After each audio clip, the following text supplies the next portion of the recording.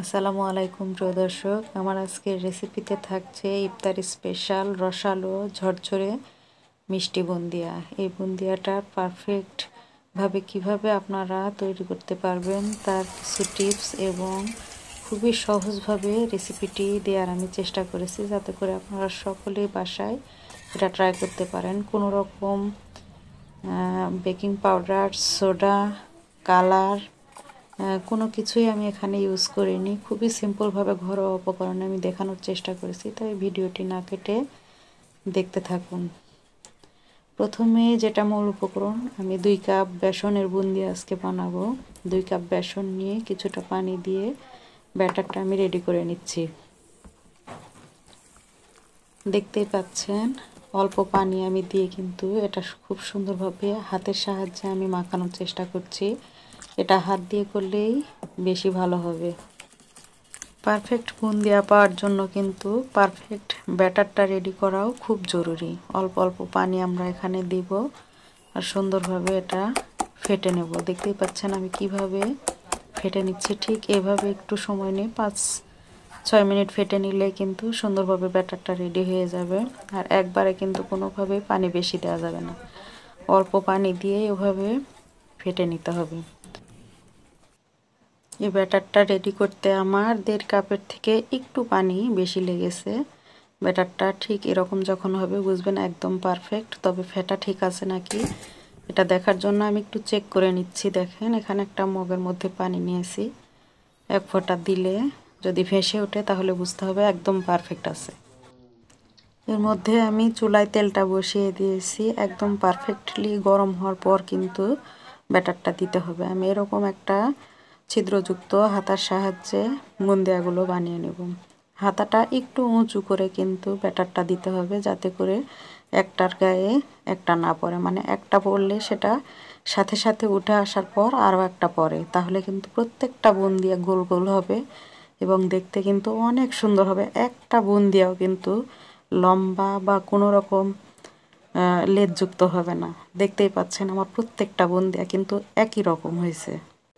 এই বুন্দিয়াটা ভাজার ক্ষেত্রে কিন্তু জালটাও অনেকটাই ম্যাটার করে। জালটা মিডিয়াম হাই রেখে কিন্তু বুন্দিয়াগুলো ভেজে নিতে হবে।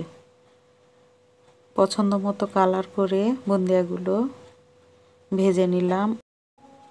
আমি আবারও 1 ব্যাচ বুন্দিয়া আপনাদের সাথে ভেজে শেয়ার করছি।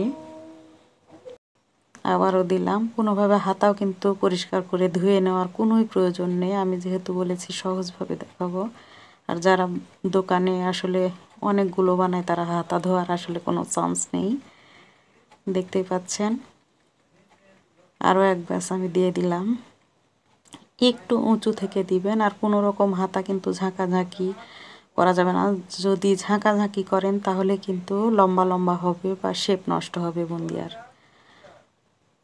যেভাবে আমি বললাম ঠিক এভাবেই যদি বাসায় তৈরি করেন দেখবেন খুব সহজে আধা ঘন্টার মধ্যে আপনারা বুন্দিয়া বানিয়ে আসলে উপভোগ করতে পারবেন। খুব বেশি সময় কিন্তু লাগে না, একটু ধৈর্যের শুধু প্রয়োজন। এই যে দেখেন সুন্দরভাবে কিন্তু আমার সবগুলো বুন্দিয়া ভাজা একদম কমপ্লিট। আমি এখন এটাকে শিরায় ডুবাবো। শিরার জন্য আমি এখানে নিয়ে নিচ্ছি চিনি 2 কাপ। আমি বেসনের জন্য 2 কাপ উঁচু করে নিচ্ছি চিনি, একদম উঁচু করে। দেখতে পাচ্ছেন 2 কাপ বেসনের জন্য 2 কাপ চিনি এনাফ।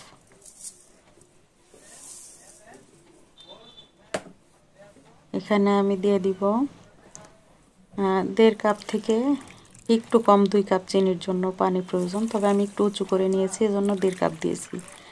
এর থেকে কম দেবেন না। ঠিক এরকম দিলে দেখবেন পারফেক্টভাবে বুন্দিয়াটা কিন্তু ঝরঝরে হবে আর কোনো রকম চিনির খসখসানি থাকবে না। অনেকে দেখবেন যে ভেজানোর পর এটা চিনি দানা পেকে যায়। এই শিরাটা আমি শুধু একটা বলক তুলব, অতিরিক্ত জাল করে নেওয়ার কিছু নেই। আর এখানে আমি অফ ক্যামেরায় 2টা সাদা এলাচ দিয়েছি, যাতে করে সুন্দর একটা ফ্লেভার এখানে ছড়ায়। আপনারা চাইলে এখানে ঘিও দিতে পারেন। আমি এলাচ দিলাম। আর যখনই বলক চলে আসবে সাথে সাথে কিন্তু বুন্দিয়াটা ঢেলে দিতে হবে। অতিরিক্ত জাল করলে কিন্তু শিরাটা ঘন হয়ে যেতে পারে। আমি একটু উপর নিচ করে এটাকে মিশিয়ে নিচ্ছি।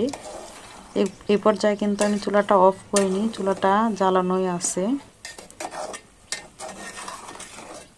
আমি শুধু একটু যাতে মানে বুন্দিয়াতে বলক চলে আসে এরকম আমি দেখিয়ে দিচ্ছি। দেখুন ঠিক এইরকম, এভাবে যখন বলক চলে আসবে আমি সাথে সাথে কিন্তু চুলাটা অফ করে দিলাম। এখন এটাকে একটু উল্টে পাল্টে নিয়ে আমি ঢাকনা দিয়ে ঢেকে দিলাম। মিনিট 5 পর পর এটা কিন্তু মানে 15 থেকে 20 মিনিটের মধ্যে 3-4 বার একটু নেড়ে চেড়ে নিচ থেকে উপর নিচ করে দিতে হবে, যাতে উপরের বুন্দিয়াগুলো শিরাটাকে সুন্দরভাবে অ্যাবজর্ব করতে পারে। দেখতে পাচ্ছেন শিরা কিন্তু অনেকটা আছে। 10-15 মিনিট পর কিন্তু একদম এটা ঝরঝরে হয়ে যাবে। আমি 15 মিনিট পরই এটা আপনাদের সাথে শেয়ার করছি। দেখুন সুন্দরভাবে কিন্তু বুন্দিয়াটা সবগুলো রস টেনে নিয়েছে। এই বুন্দিয়াটার ভিতরটা কিন্তু অনেক রসালো, আর বাইরেটা দেখতেই পাচ্ছেন কতটা ঝরঝরে। খেতেও কিন্তু অসম্ভব মজার হয়েছিল। যদি আপনারা পারফেক্ট বুন্দিয়ার রেসিপি ফলো করতে চান তাহলে এটা করতে পারেন। আর আমি কিন্তু খুবই সহজভাবে এটা আপনাদের দেখিয়েছি, দেখতেই পাচ্ছেন। দেখে নিশ্চয়ই বোঝা যাচ্ছে কতটা সুন্দর হয়েছে। এই রেসিপি যদি ফলো করে আপনারা বাসায় ট্রাই করেন তাহলে প্রথমবারেই কিন্তু একদম পারফেক্ট ঝরঝরে বুন্দিয়া আপনিও তৈরি করতে পারবেন। ধন্যবাদ সবাইকে।